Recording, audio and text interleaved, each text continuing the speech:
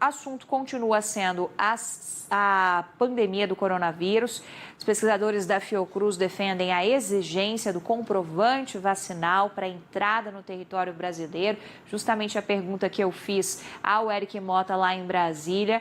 E o Pedro Dobal vai trazer mais detalhes sobre esse posicionamento da Fiocruz. Boa noite, Pedro.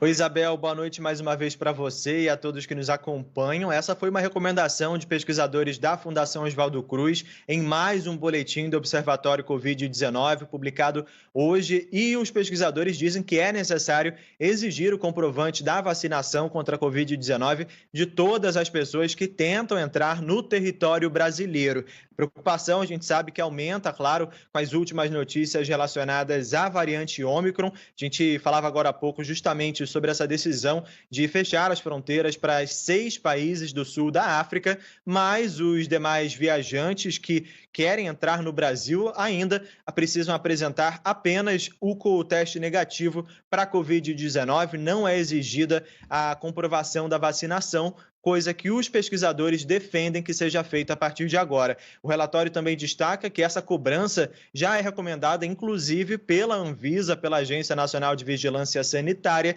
e os cientistas, durante o relatório, durante o texto, eles também defendem o uso do passaporte de vacinação em locais públicos, não apenas para quem está entrando no país, mas em locais públicos de todo o país, a exigência desse passaporte de vacinação e também a testagem dos viajantes. O relatório ainda alerta para a importância de manter os cuidados agora no fim do ano. Festas de fim de ano, Natal, Réveillon, a gente sabe que é muito comum as famílias se reencontrarem no fim de ano. Muita gente que não mora junto, convivendo aí no mesmo ambiente, e eles dizem que é importante usar as máscaras, tanto em ambientes fechados quanto em ambientes abertos, com aglomerações, mesmo que seja um encontro familiar. A partir do momento que tem uma pessoa que não mora junto com aquele grupo que está se reunindo, é preciso usar máscara, segundo os especialistas. Esse boletim também traz um panorama da situação epidemiológica aqui do Brasil. Nas últimas 2 semanas, houve uma queda de 1% ao dia, mais ou menos, em relação ao número de mortes e de casos de Covid-19, e também houve queda na taxa de letalidade, que caiu de 3% para 2,3%. Isso tudo que a gente está conversando só reforça o poder da vacinação.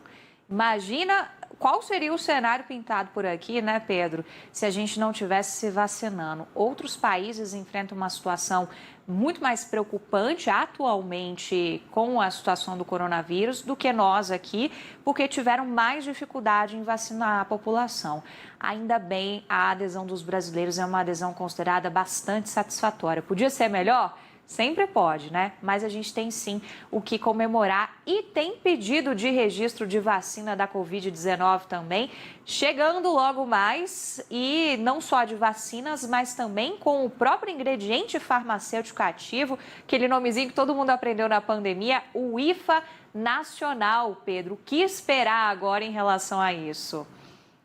Isso, Isabel. A Fundação Oswaldo Cruz também fez o pedido para a Anvisa para registrar a vacina produzida com o IFA nacional. E nesse pedido, a Fiocruz pede que seja incluído o Instituto Biomanguinhos como um dos produtores do ingrediente farmacêutico ativo da vacina. Segundo a Fiocruz, a previsão é que o órgão possa avaliar possa concluir esse processo em até 30 dias. Nesse pedido, a Fiocruz, como eu disse, pede que o Instituto Biomanguinhos seja incluído como um dos produtores do IFA, e aí a Fundação diz que esse é um processo de transferência de tecnologia que aconteceu em tempo recorde, porque costuma demorar cerca de 10 anos um processo de transferência de tecnologia desse tipo. Dessa vez aconteceu em apenas 1 ano, por conta, claro, da situação de emergência provocada pela pandemia de Covid-19, e aí o processo foi um pouco mais ágil do que costuma ser. Para dar esse parecer favorável, a Anvisa vai avaliar a equivalência do processo produtivo da vacina